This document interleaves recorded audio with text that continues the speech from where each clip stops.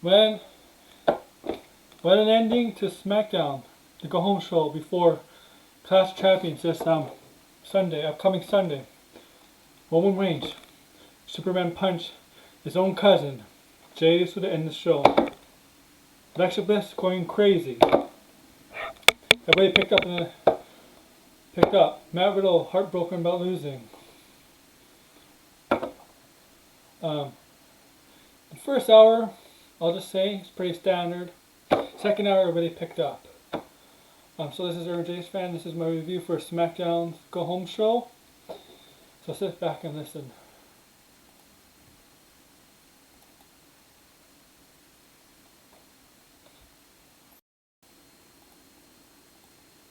First things first, we start off with if three men are going to be facing each other at Ladder Champions, Clash Champions for Intercontinental title match in a ladder match.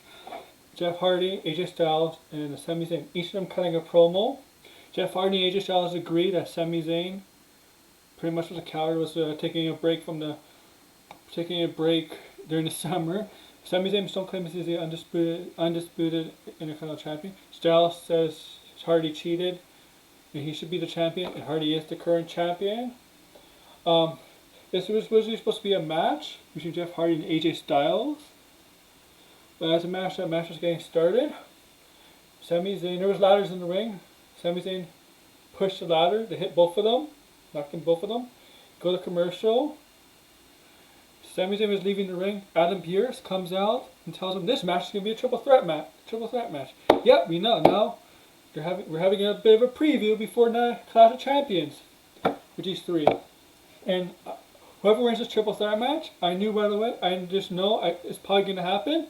I just know it's going to happen. It's not going to win the championship at Clash of Champions, which is now for the undisputed Intercontinental Champion. Both belts are going to be hanging atop of the hanging, so we have to unclip it and pull it down. So both the competitors have to reach down both belts to become the undisputed Intercontinental Champion, to sell this once and for all between the three of them.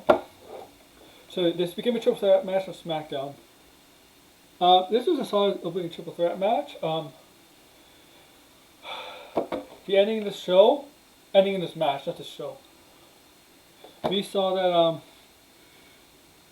Sami Zayn and Jeff Hardy were both in the direction of AJ Styles, who's out of the ring, goes for a flying forearm. Sami Zayn ducks, hits Jeff Hardy is knocked out. AJ Styles wants to go for the pin, but Sami Zayn grabs and throws him out of the ring, and Sami Zayn steals the pin here. Right? Sami Zayn is celebrating, but AJ Styles is pissed off. He grabs the ladder, hits Sami Zayn hard with the ladder. Does the same thing to Jeff Hardy. He sets up the ladder in the middle of the ring, climbs it to end the segment on top. And usually in WWE, that doesn't really mean anything. Sami Zayn won the match, and yeah, I don't think Sami Zayn. I have a prediction. I have Jeff Hardy winning, and with Sami Zayn winning here, it's looking more and more like Jeff Hardy is going to win. Because two heels, one face, and yeah, it's going to be Jeff Hardy winning, and I'm 100% sure Sami Zayn is not going to win here. Let's take a look at a picture of AJ Styles.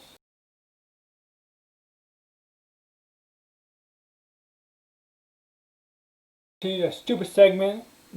Next we'll continue that stupid segment between Otis and Miz. Miz is suing Otis. Unless he gives up the money in the bank to them. Otis is a Tucker. Otis says there's three things his mom told me to trust. Food, I forgot the first one, and lawyers. I'm like, who? Lawyers are trustworthy? Come on. Nobody trusts a lawyer. You know what they say about lawyers. Lawyers are liars. They do anything to win. So the Miz and Morrison come up. Miz says he can do anything. He has that kind of power, like how he got Mandy Rose traded to Raw.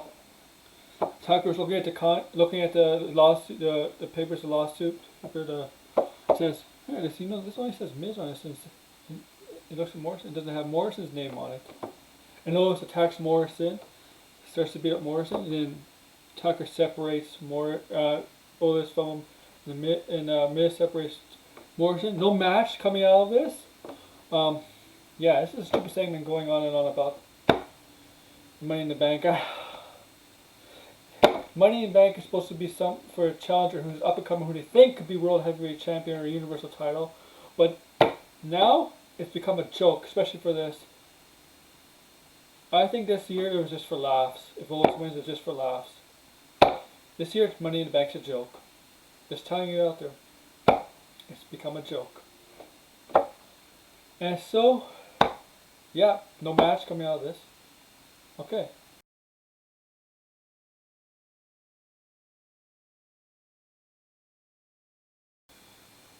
Now we have Bayley coming out with her SmackDown Women's title with a chair. She's been carrying a chair for 3 weeks now. She used it 4 weeks ago on Sasha Banks to turn on her.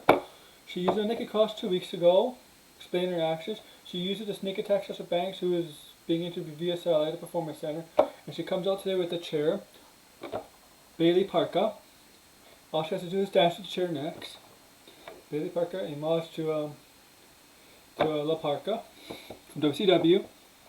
She sits on the chair. She talks about Sasha a little bit, but now she's focused on Nikki Cross, her next challenger. Nikki Cross wasn't there to say anything, so she couldn't say anything because she wasn't there. So Bayley is talking about Nikki Cross, how this time Nikki Cross might be lucky or whatever. This time Sasha doesn't have Bayley's back. Nikki Cross last time faced Bayley 2 times in a row, lost at Extreme Rules, and I think a SmackDown show between after that and now, and she's still the #1 contender. This is a fillers match because Sasha Banks, we all know Sasha Banks is the real challenger here that's going to challenge Bayley at some point in the next few months, but they have to build that up. You can't just rush that. And you can tell by last week they didn't really want to rush it, they just wanted to speak. So by hitting her back in the chair again, she wasn't just accelerates the storyline to make does not accelerate the storyline, just makes this burn of the storyline slower, but hopefully better. And better for when Sasha Banks returns and goes after Bayley. I perfectly think she comes like a Royal Rumble, wins it, and just challenges Bayley right there and says, "I'm coming for your title, bitch," for revenge. So yeah, this is basically Bayley talking about Nikki Cross and her next challenger, and I have Bayley winning that. And Night Champions, a Clash of Champions Gold Rush. So we have a vignette of not a vignette, but a package referring to the Jey Uso and Roman Reigns. You have Roman Reigns' father speaking and Jey Uso's, I think, brother and father speaking that Jey Uso's gonna win. Roman Reigns' father's gonna win Clash of Champions. That's great. They did last week how Paul Heyman narrated the Samoan dynasty from Roman Reigns to Jey Uso, how they grew up together, but also how Paul Heyman has a history with Roman Reigns, not with Roman Reigns, but with Jey Uso's father, Rikishi, when he was in WCW. This is great. I really liking this story, even though we know Jey Uso's not going to win. The ending of this, like at the end of the show, I'll talk about it later. Okay? So, what led to this, right? So, Corey Graves is supposed to interview Roman Reigns. You see, before this, Jey Uso was knocking on Roman Reigns' door. He's like, "Open the door, bro. We got stuff to talk about. Open the door, bro." Right? So, Corey Graves was supposed to interview Roman Reigns, but Jey Uso's music hits, comes out and tells Corey Graves, "It's okay, I got this," because he wants answers. They show the SmackDown ending last week, all smiles and good. Roman Reigns is hugging Jey Uso. As Jey Uso's walking up the ramp, Roman Reigns' demeanor changed to anger, seriousness, maybe even jealousy. They can protect his yard. That's what he is. He's an alpha dog of the Samoan family, if you think about it. And that relates to the end of the show. Okay? So Roman Reigns, they show a video, not a video, but camera shows Roman Reigns and Paul Heyman listening to in the back. And Roman Reigns looks at Paul Heyman, Paul Heyman gives a nod. I'll show you.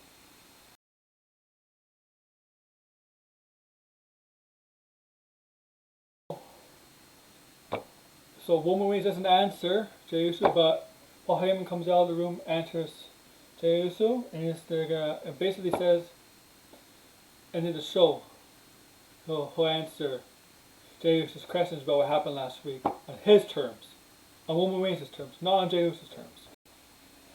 Also, we have a match, I forgot, between Shinsuke Nakamura and the Great Man League of Lucha House Party. Shinsuke Nakamura, Cesaro, they're going to defend their titles, right, against Lucha House Party at Clash of Champions. Kalisto, I believe, is in that match. Shinsuke Nakamura won. He won with the Exploder, then the Kinasha kick. Lance Dorado goes to check on Great Man League. Cesaro gut wrenches him. And Kalisto was about to check on him, but Kalisto just has to stay back. Scared. Yeah. And then Lance Dorado pushes Kalisto. And, and they've been having issues for weeks, ever since Kalisto came back. And maybe one of them turns on each other at Clash of Champions, costing the title match against Shinsuke Nakamura and Cesaro, who I have retaining.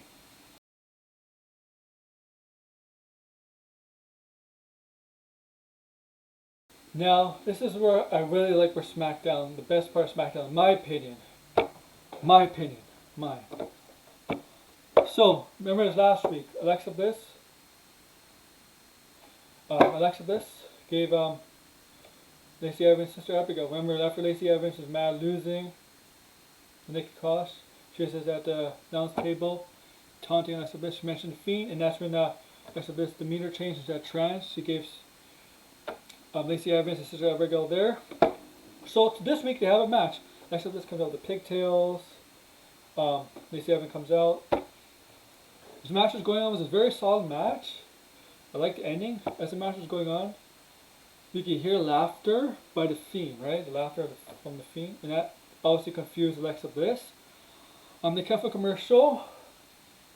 Lacey Evans was basically dominating her since they come back from commercial. It was a very good match. As Alexa Bliss was getting, you could see that she was confused by how her head movements, like she was like distracted by it during the match after those laughs, and then all of a sudden you hear a part of Fiend's music as the match was coming to the end of Fiend's music, and it turned red, and you got this look from Alexa Bliss.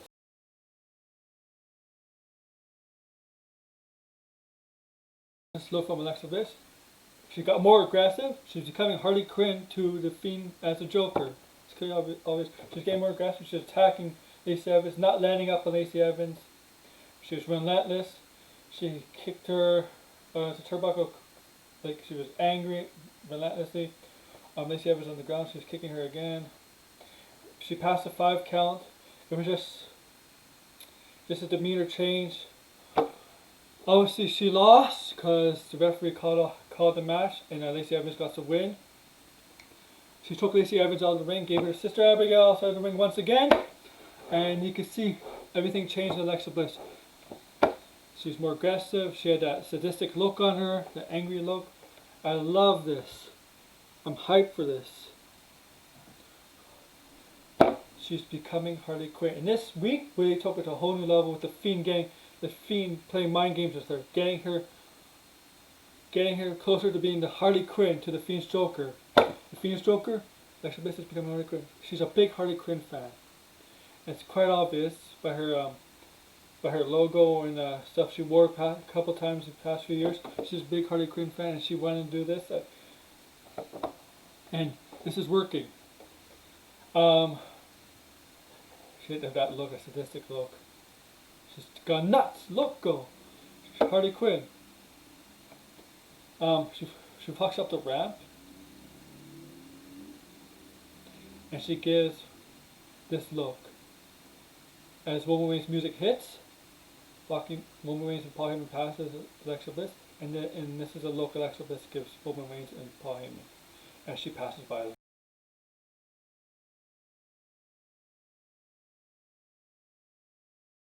Okay, as Alexa Bliss is walking up the ramp, Roman Reigns' music hits, Paul Heyman comes down beside him. Alexa Bliss, they pass each other. Alexa Bliss turns around, gives them both a look. They don't see it, but I think this is a foresight. This is prelude to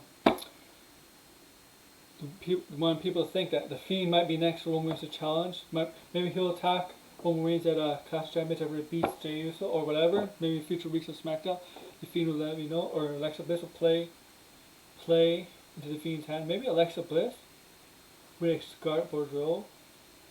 Because remember, Scarlett Bordeaux sometimes would come out and play mind games with that. Karrion Kross, his opponent, know that he's coming for them. Maybe it should be like that for the Fiend. But first, the Fiend and they have to accept each other. But I don't know. This just might be something WWE's teasing next for Roman Reigns to do after Jey Uso. Because I don't see Roman Reigns and Jey Uso going for another month after Clash of Champions. I think it's just a 1 month feud with them. So yeah, I really like this.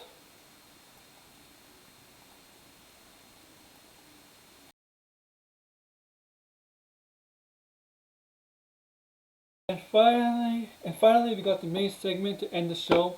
Jey Uso, Roman Reigns, behind him in the ring. Jey Uso wants an answer.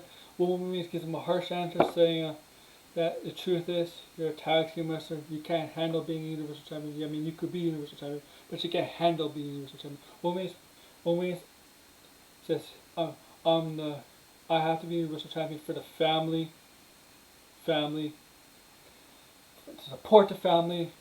Not just his family, but his whole family, the Samoan family that he's part of. That includes Jey Uso, but he has to provide for them, that he has to be on top.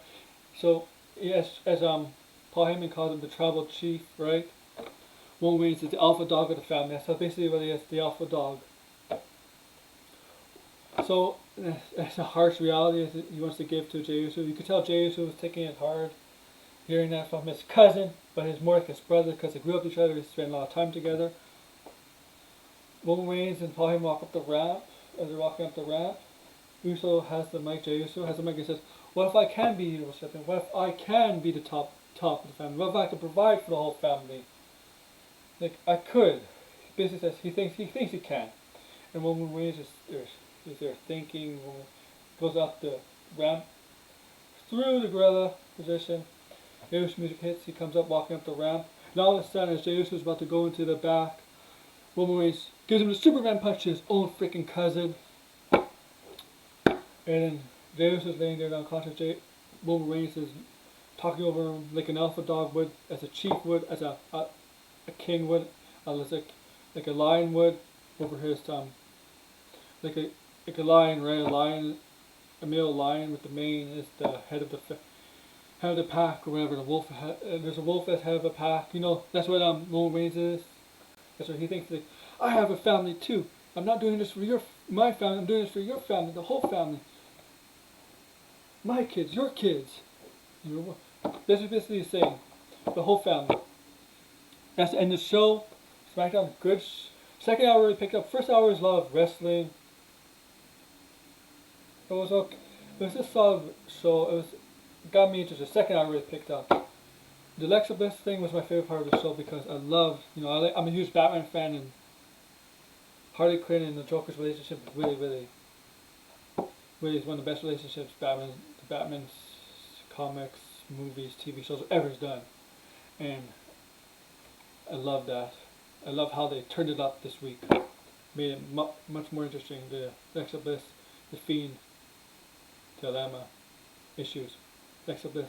Alexa freaking Harley Quinn Bliss. Alexa, no. You know how Harley Quinn says, I'm freaking Harley Quinn. I'm freaking Alexa Bliss. Maybe she'll say that. Maybe she'll call it Fiend Pudding. Whatever. So that's the end of the show. Tell me you like, comment, and subscribe. Thank you.